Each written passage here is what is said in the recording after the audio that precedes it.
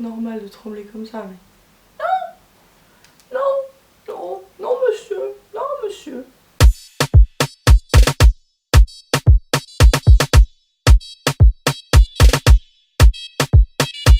Bonjour, bonsoir, chers cinéphiles. Peut-être pas. Aujourd'hui, je vous retrouve pour ma première vidéo dans ma catégorie Ciné-Talk. Alors, Ciné-Talk, c'est quoi? C'est une vidéo par mois, normalement, si tout va bien. Ou pendant tout le mois, je vais regarder des films. Ça peut être 5, 10, 15, 20. Je regarde combien je veux. Je vais vous parler de 5 films qui m'ont marqué, qui m'ont plu, qui m'ont pas plu.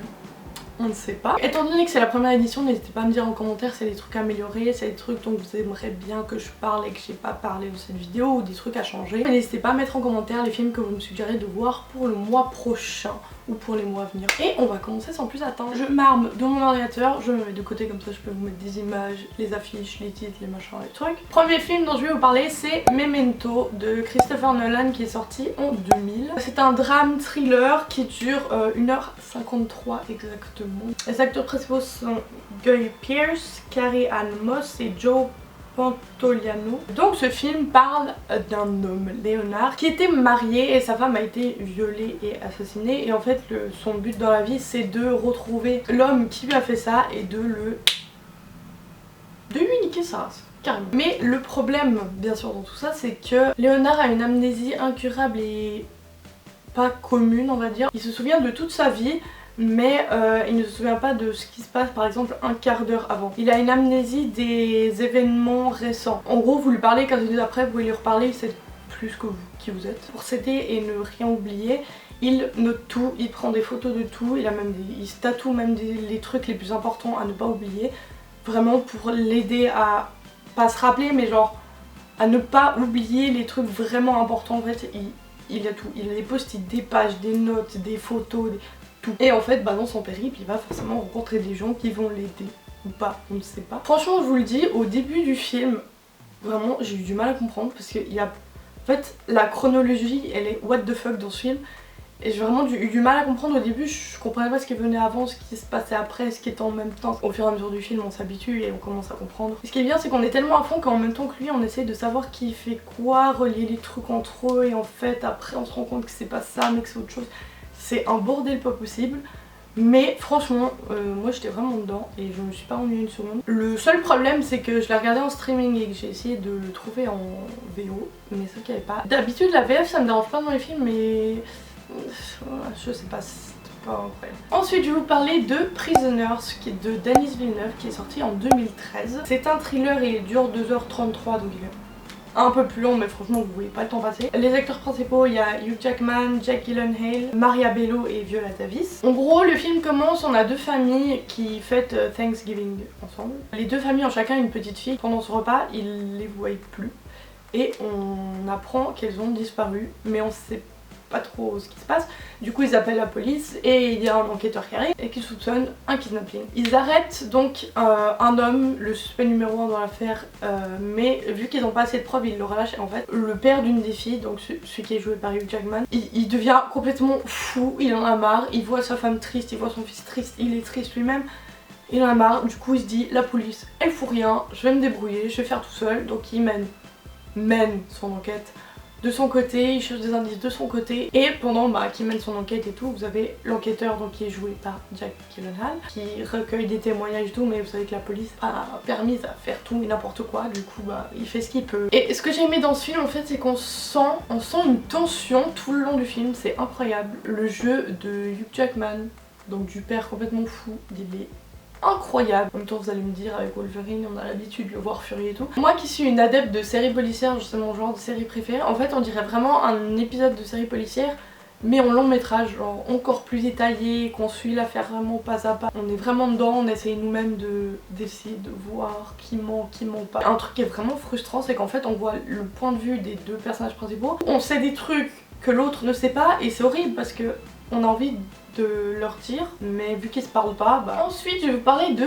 The Game de David Fincher qui est sorti en 97. C'est un drame thriller de 2h15 avec Michael Douglas, Sean Penn et Deborah Kara Hunger. C'est l'histoire de Nicholas Van Orton qui est un homme d'affaires en fait très sérieux qui fait rien à côté de sa vie presque. Dans le film c'est le jour de son anniversaire et son frère qu'il a pas vu depuis longtemps je crois, il vient et il lui offre son cadeau. C'est une carte de visite d'une société qui organise des spectacles, donc la CRS, la Consumer Recreation Services. Et son frère lui dit que dès qu'il les aura appelés, ce sera bon, le jeu viendra à lui.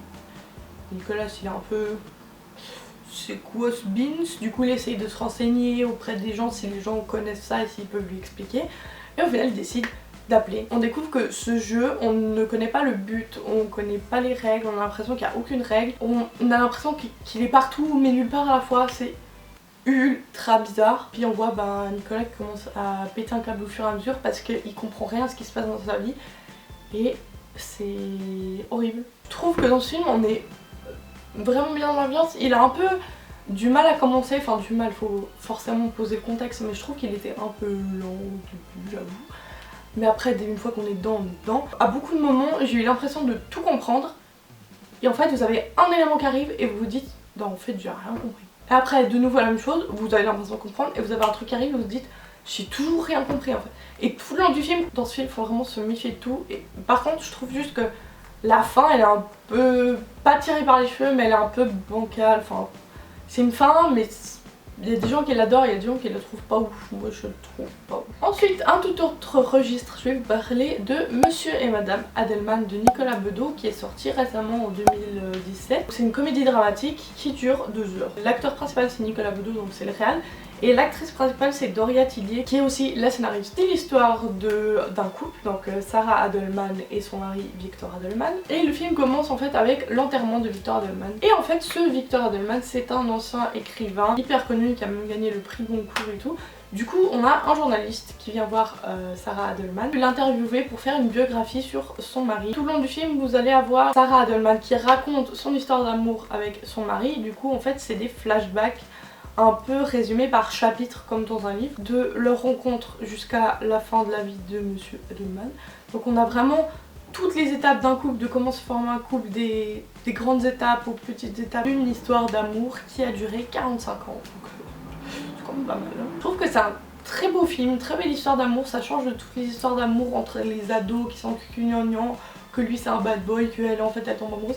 C'est vraiment une histoire d'amour hyper simple en soi mais hyper touchant. En même temps vous avez quand même des parties drôles et puis vous avez la voix off un peu de Sarah qui rajoute un petit quelque chose. Un truc que je trouve ça aussi incroyable c'est comment ils ont réussi à vieillir les acteurs principaux. Parce que 45 ans de vie vous vieillissez hein, forcément. Et je trouve ça fou dans le maquillage, ça paraît tellement naturel. J'ai pleuré dans ce film, il m'a foutu les larmes aux yeux. C'est pas exactement la même chose mais c'est un peu dans l'esprit du film, n'oublie jamais. Le couple est vieux et puis en fait on raconte l'histoire depuis le début de leur rencontre et tout, c'est un peu dans le même esprit. C'est vraiment une belle histoire d'amour. Si vous avez aimé les films romantiques, franchement je vous le conseille de ouf. Et le dernier film dont je vais vous parler c'est Mon Roi de Mai Wen, sorti en 2015. C'est un drame, il dure 2h10 et les acteurs principaux c'est Vincent Cassel et Emmanuel Berco. Le film commence, vous avez Tony qui a un accident de ski, qui a une déchirure des ligaments croisés, un truc comme ça. Elle est dans un centre de réadaptation, un centre où ils lui rapprennent à marcher et tout ça. Et en fait pendant sa convalescence elle va se rappeler de son histoire avec son grand amour de sa vie, du début jusqu'à la fin. C'est pourquoi ils sont aimés, qu'est-ce qui a fait qu'elle l'aimait, comment était lui, comment était elle, comment ils se sont rencontrés, qu'est-ce qu'ils ont vécu ensemble, leur haut, leur bas et tout. C'est vraiment en fait un résumé d'une histoire d'amour. Je vous avoue que ce film m'a moins touchée parce que déjà je trouve l'histoire un peu moins belle. Par contre, comme d'habitude, le jeu d'acteur de Vincent Cassel, une pépita de chez Pépita. Je vous avoue que dès que j'ai vu le film, j'ai pas trop compris l'intérêt en fait de la voir avoir un accident et se remettre de son accident. Au début j'étais là mais ça apporte rien au film. Si vous voyez le fait de l'accident comme une métaphore, vous allez comprendre en voyant le film ce que ça veut dire et pourquoi c'est utile. Je vous avoue que le montage et les enchaînements des scènes et tout, il m'a grave perturbée parce qu'en fait ça saute du présent au passé mais on comprend pas trop quel passé, quel présent, à quel moment c'est tout de suite en fait. On comprend mais pas tout de suite. Du coup ça m'a pas embrouillé, des fois j'étais là mais attends c'est ça avant, après, pourquoi elle est là, qu'est-ce qui se passe et tout. Après on s'habitue mais au début on est un peu en mode wow calmez-vous, une chose à la fois quand même. Ça c'est mon avis personnel mais aussi la fin, j'ai pas aimé, Vous avez la dernière scène, vous avez le passage au noir et c'est fini et j'étais en mode ah c'est ça la fin.